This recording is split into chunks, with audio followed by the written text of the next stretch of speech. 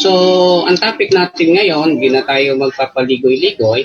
Pero but anyway, before ako mag-start, pwede ba ako magpakilala? Okay, ako po si Manny Hermosa, isang member ng Speaker Bureau Philippines. So, hanggang ngayon, nakakarating sa iba't ibang lugar. Kaya Luzon, Visayas, Mindanao, naikot na po ng inyong lingkod.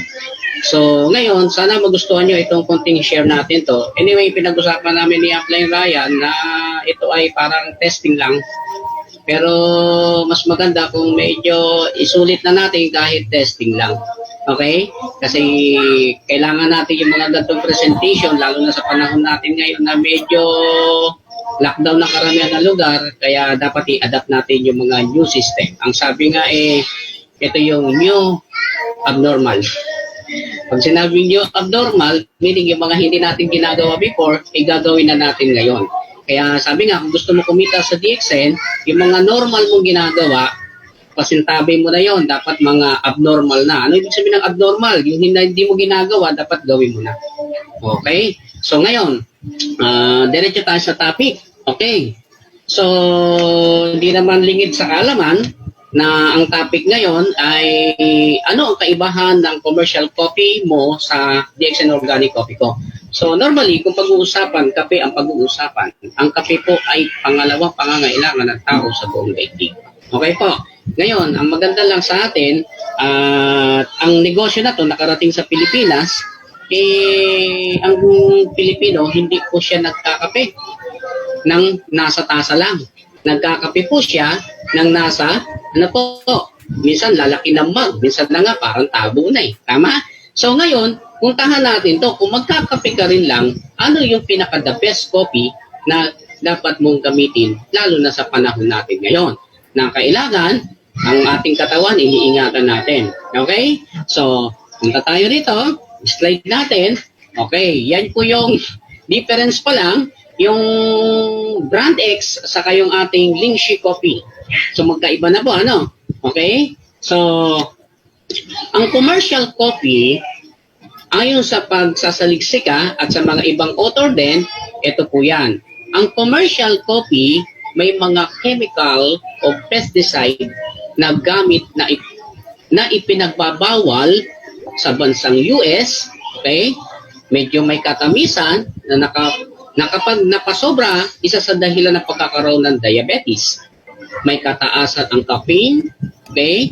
Na nagiging dahilan ng pagkakaroon ng heart palpitation, okay? O kaya paninikip ng dibdib, kaya madalas na pinagbabawal ng mga doktor.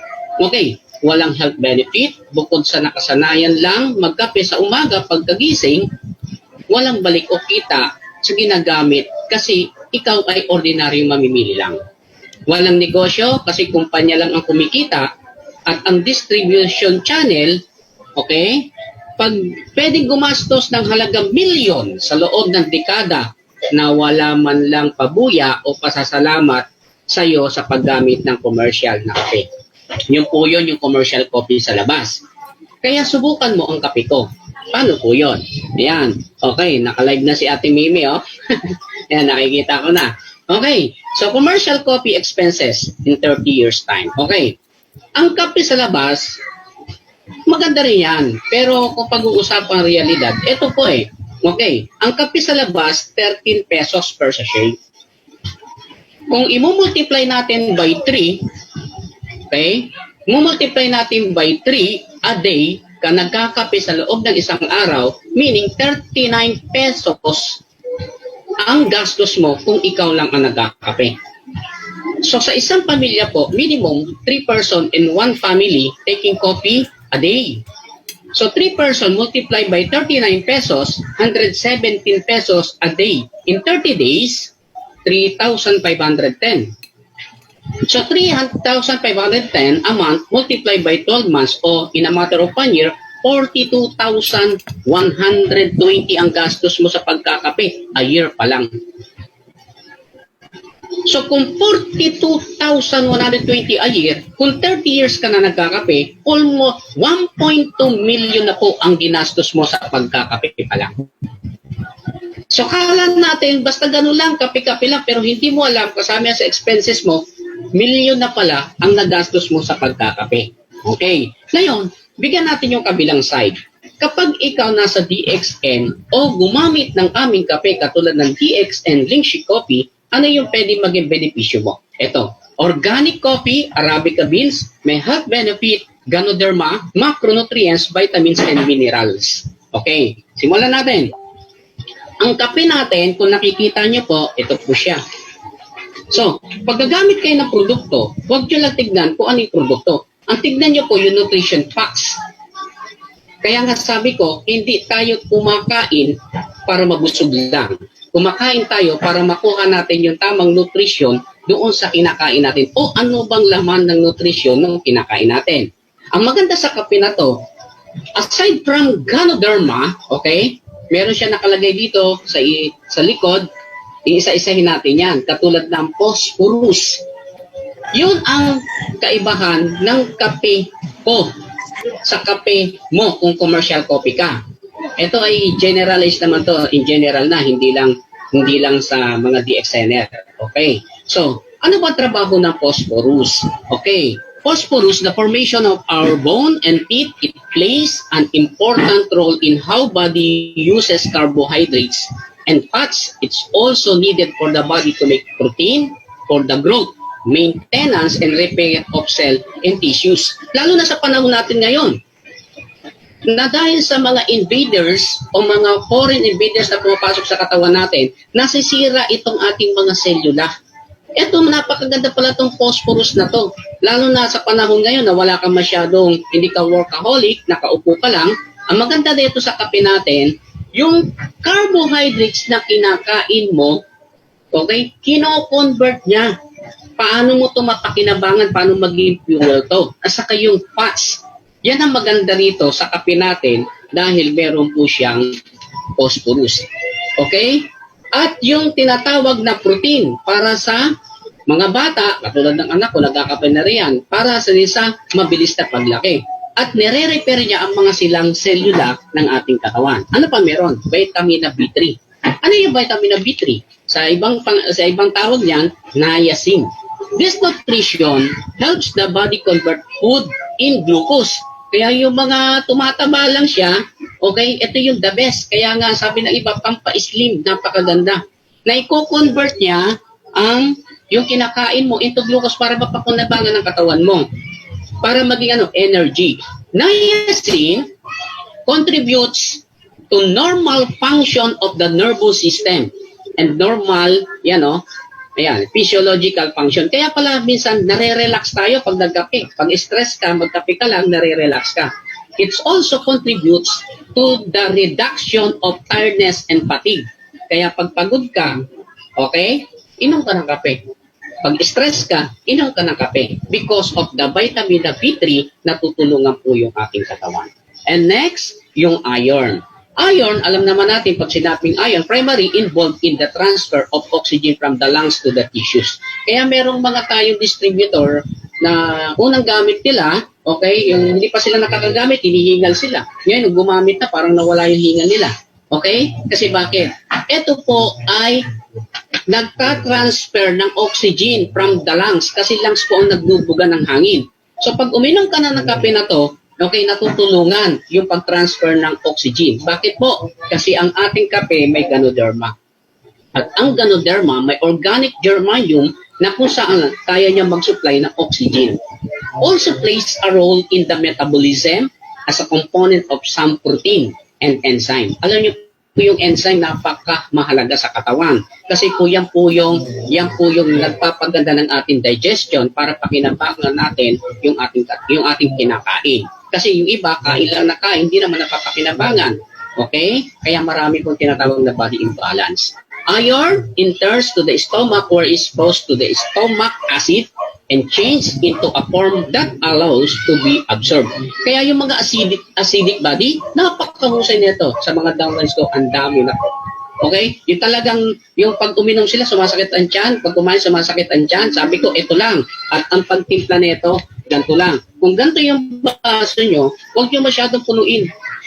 Kasi alam nyo itong kape natin, the more na maraming tubig, pumapait siya. Kaya dapat konti lang po. Kaya solido, pag ininom mo siya, huwag mo nalagyan ng asukal.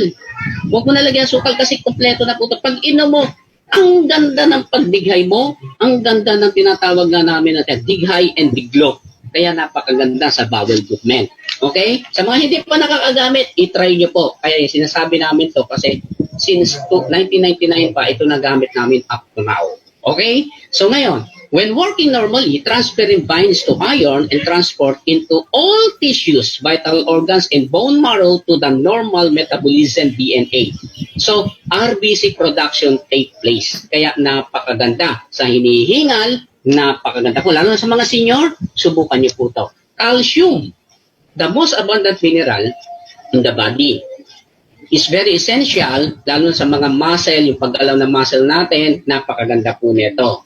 Okay, yung sa mga hindi magkaanak, napakaganda. Bakit pinagaganda niya yung tinatawag na female germ cell? Kaya meron tayong minsan meron tayong mga testimony o yung gumamit ng kape, 8 months din nagkakaroon, tapos nung gumamit ng kape, nagkaroon. Kasi bakit? Because of the calcium, meron siyang oxide activation. Okay, in the production and in mature ovum or egg cell, it is one of the largest cell in the body. Sa case ko kasi, ma-share ko lang konti.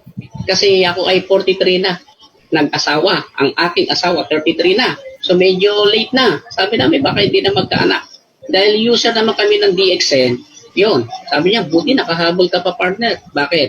Eh yun, 2 years na, and 4 months yung aking panganay at nasundan pa 5 months na ngayon buntis sa misis ko. So, because of this coffee. Okay? Then iba pang supplement. Building strong bones and teeth, blood clotting, nerve impulse, transmission regulating heartbeat, and fluid balance with cell. So maganda po sa may mga problema sa puso.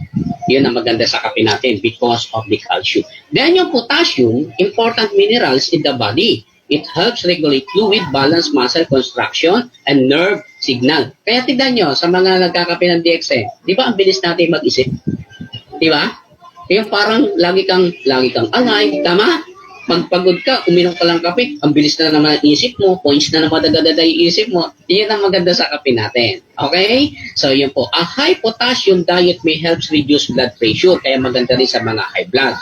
And water retention. Doon sa mga nadidehydrate, maganda po siya.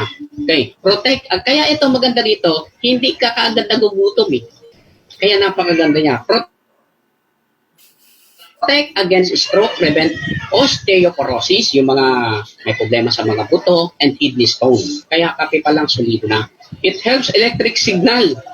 Kasi the brain control our body. Electric signal function of the heart, middle thick muscle layer known as the myocardium. Kaya pag nagkaroon ng problema yan, doon na yung nagpapalpitate, nahihirapan na ng paghinga. So, pag nagpa-doktor ka, so ang dami na isasuggest. Okay, kaya maganda ang ating kape, potassium. So, ilan na pong benepisyo yun? Ang dami na po. Meron pang protein. Okay, ano ba yung protein? Macronutrients, kasi ang nutrition po, dalawa, may macro and micro. Yung protein, kasama po yan sa macro. Yung carbo, saka yung tinatawag nating fats, okay? Ang micronutrition, ito naman yung vitamins and mineral. Okay? Nandiyan na yung mga B vitamins, saka vitamin C. Macronutrients, building muscle mass. Kaya kung ang anak mo, medyo lalampa-lampa, painumin mo na ng kape. Kaya rin napakakatulong. Are class of macromolecules that perform a diverse range of function for all the cells. They help in the metabolism by providing structural support and by acting an enzyme carrier or hormones. Kaya sa mga may body imbalance, mga hormonal imbalance sa mga babae, edad 50 pataas, ito po kailangan nyo. Kasi kalimitan kapag 50 pataas na hormonal imbalance yan. Kapag imbalance ang hormones natin, nandiyan nagkakaroon ng mga maraming problema o sakit sa katawan.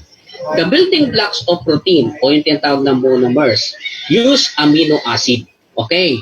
Main function hormones, production enzyme, immune function, energy. So, Kaya kahit 7 times ako magkape, okay lang. Bakit? Ang iniinom ko rito, hindi totally yung kape. Yung nutrition facts na nandoon sa kape. Okay? So, maliwanag po yun, ha? So, yun po, ang dami. Kaya kung i-compare mo sa kape sa labas, ay napakalayo. Kaya, huwag kayo magtaka bakit medyo mahal. At huwag kayo magtaka bakit si DXN is going to 21 years na po sa Pilipinas. Bakit? May consumer po talaga ng produkto kasi mismo kami, testimony. At yung nakatikim, hinahanap-hanap, lalo na ngayon. Kaya ang increase namin talagang napakataas. So, benefits of my DXN coffee, may health benefit. May discount card. Tama? Kung gusto mo magka-discount, yon, mag-member ka o bumili ka, mag-avail ka ng discount card. May retail profit. May points earning converted into cash. May personal rebates. Pag ikaw naka-invite ang mga tao, may group rebates, may managerial rebates, may international business, mayroong profit sharing, may cash incentive na 112,500 cash, may free travel at pamana. Ngayon, ano ngayon ang pipiliin mo? Kape na puro gastos o kape na may benepisyo? So, kayo na lang po ang bahalang mag-decide. Okay? Basta ang trabaho ko, magkwento kung ano yung na-experience ko. Alam niyo po ba, hindi ko na lang na-experience dyan. Yung inheritance. Bakit? Hindi pa po ako patay. Ha? O, yan po ha. So, yan po. So, ngayon, okay, medyo tapos na tayo doon sa isang slide natin. Okay? So, ngayon, doon sa mga gustong bumalik yung tinatawag na expenses niya turn into business, ito po ang gawin nyo. Sa bagay, sa panahon natin ngayon, kailangan po na talaga natin magnegosyo. Ano pong gagawin? Ito po yan. Okay. Ngayon, kung gusto mo talaga na kumita o tinatawag na magkaroon ng sarili negosyo dito sa paggamit ng ating organic coffee, okay? Abangan niyo po sa susunod na video po. Okay po? Abangan nyo sa susunod na video. Kasi hindi natin pwedeng isabay-sabay rito kasi baka magkahalo-halo sa utak mo. Okay? Susunod po na video. Doon po, topic natin. Paano ka yayaman sa paggamit ng kape. Okay? So, yun lang po yung part ko. Oh.